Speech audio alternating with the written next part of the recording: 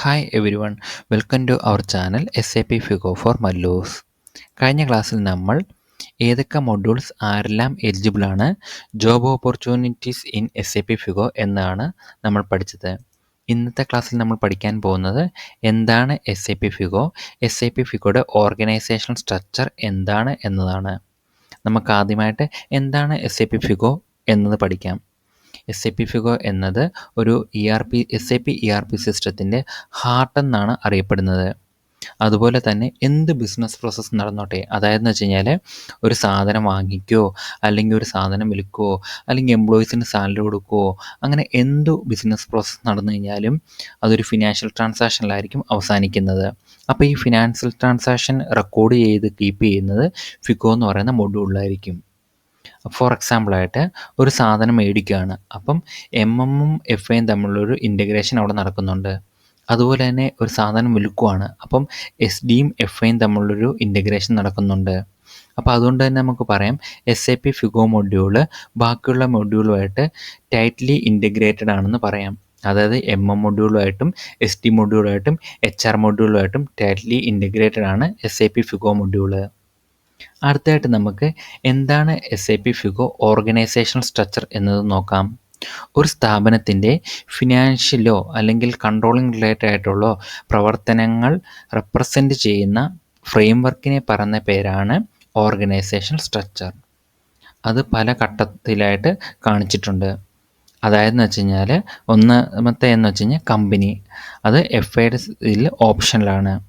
അതായത് കമ്പനി എന്ന് പറഞ്ഞു കഴിഞ്ഞാൽ ഒരു ഗ്രൂപ്പ് ഓഫ് കമ്പനി അല്ലെങ്കിൽ ഒരു പേരൻറ്റ് കമ്പനിയെ പറയുന്നവരായിരിക്കും കമ്പനി എന്നത്.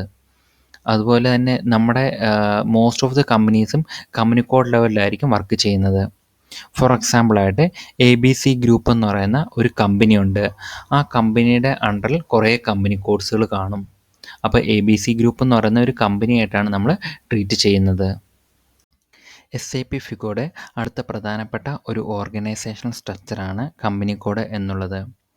SAP FAയുടെ പ്രധാനപ്പെട്ട ഒരു യൂണിറ്റ് കൂടിയാണ് കമ്പനി കോഡ്. ഇത് ലീഗൽ എൻറ്റിറ്റിയെ റെപ്രസെൻറ്റ് ചെയ്യുന്നു. നമ്മൾ കമ്പനി കോഡ് ലെവലിലായിരിക്കും P&L റിപ്പോർട്ടും ബാലൻസ് ഷീറ്റൊക്കെ ജനറേറ്റ് ചെയ്യുന്നത്.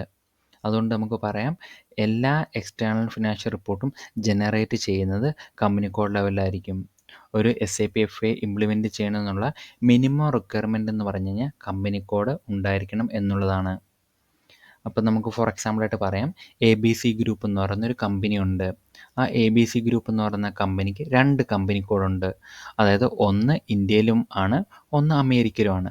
അതായത് ഇന്ത്യയിലുള്ള കമ്പനി എന്ന് പറഞ്ഞാൽ ABC ഇന്ത്യ പ്രൈവറ്റ് ലിമിറ്റഡ് എന്ന് പറഞ്ഞൊരു കമ്പനി കോഡാണ്. അതിൻ്റെ കമ്പനി കോഡ് എന്നുള്ളത് IN01 ആണ്. അതുപോലെ തന്നെ അമേരിക്കയിലുള്ള കമ്പനി എന്ന് പറഞ്ഞു കഴിഞ്ഞാൽ ABC USA എന്ന് പറയുന്ന കമ്പനിയാണ്. അതിൻ്റെ കമ്പനി കോഡ് എന്ന് പറഞ്ഞാൽ US01 ആണ്. അടുത്ത പ്രധാനപ്പെട്ട ഓർഗനൈസേഷണൽ സ്ട്രക്ചറാണ് ബിസിനസ് ഏരിയ എന്നുള്ളത്. ഇത് ഒരു ഏരിയ ഓഫ് ഓപ്പറേഷനാണ് റെപ്രസെൻറ്റ് ചെയ്യുന്നത്. മൾട്ടിപ്പിൾ കമ്പനി കോഡ്സിൻ്റെ ഇൻറ്റേർണൽ ഫിനാൻഷ്യൽ റിപ്പോർട്ടിങ്ങിന് വേണ്ടിയാണ് ഇത് ഉപയോഗിക്കുന്നത്.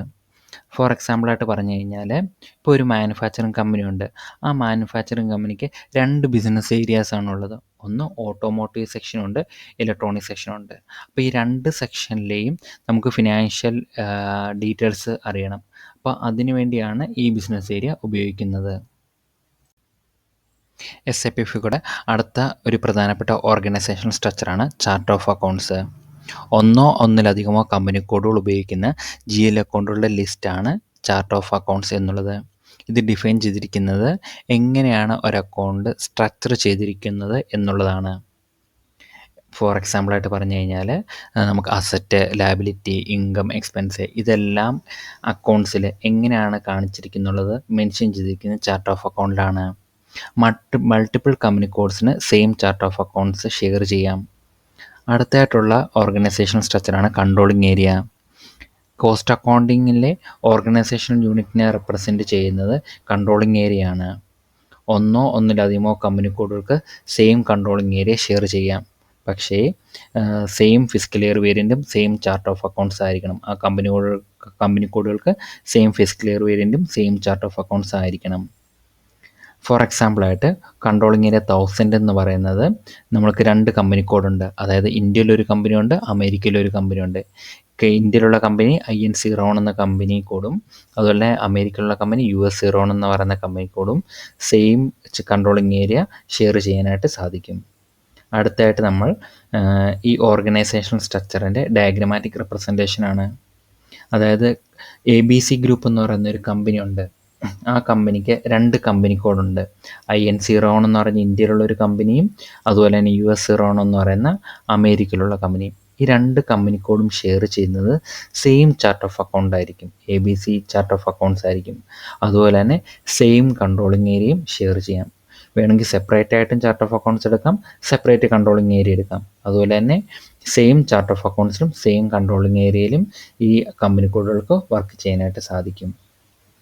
അപ്പോൾ ഇന്നത്തെ ക്ലാസ് നമുക്ക് ഇതോടുകൂടി വൈൻഡപ്പ് ചെയ്യാം.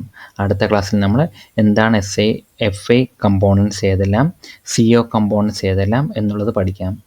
അപ്പോൾ നിങ്ങൾക്ക് ഈ വീഡിയോ ഇഷ്ടപ്പെട്ടിട്ടുണ്ടെങ്കിൽ ലൈക്ക് ചെയ്യുക, ഷെയർ ചെയ്യുക, സബ്സ്ക്രൈബ് ചെയ്യുക. അപ്പോൾ നമുക്ക് അടുത്ത വീഡിയോ കാണാം. Stay tune for next video. Thank you.